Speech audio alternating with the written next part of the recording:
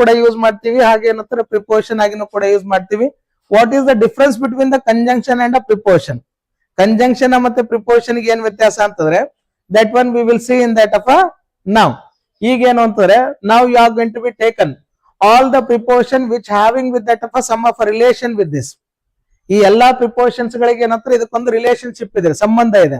ಹಾಗಾದ್ರೆ ಕಂಜಂಕ್ಷನ್ ಗೆ ಏನಿರುತ್ತೆ sir? Next one is that we are going to be find outing the parts of speech is there.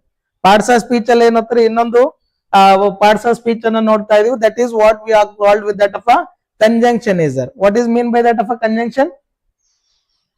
Now some of you are going to be asking with that of a prepositions has to be take with that of a uses. Sir, ಈ prepositions ಗಳ ಬಗ್ಗೆ ನಮ್ಗೆ ಗೊತ್ತಾಯ್ತು, ಇನ್ ಅನ್ನೋದು ಗೊತ್ತಾಯ್ತು, on ಅನ್ನೋದು ಗೊತ್ತಾಯ್ತು, preposition of a place ಗೊತ್ತಾಯ್ತು, preposition of a time ಗೊತ್ತಾಯ್ತು. So preposition of a relationship is there. So ಆ ರಿಲೇಶನ್ಶಿಪ್ ಗಳು ಏನೇನಿದೆ ಅನ್ನುವಂಥದ್ದನ್ನ with the Kannada examples we are going to be discussing with that of a new of a class. ಮತ್ತೊಂದು class ಅಲ್ಲಿ ಏನಂತಾರೆ ಇದು relation ಆದಂತದ್ದು. So what kind of a prepositions are the along with that a meaning is that. Sir ನಮ್ಗೊಂದ್ ಸ್ವಲ್ಪ meaning ಜೊತೆ ಆದ್ರೆ ಚೆನ್ನಾಗಿರುತ್ತೆ ಅಂತ ಹೇಳ್ತಾ ಇದ್ರಿ. That meaning also we are going to be find outing.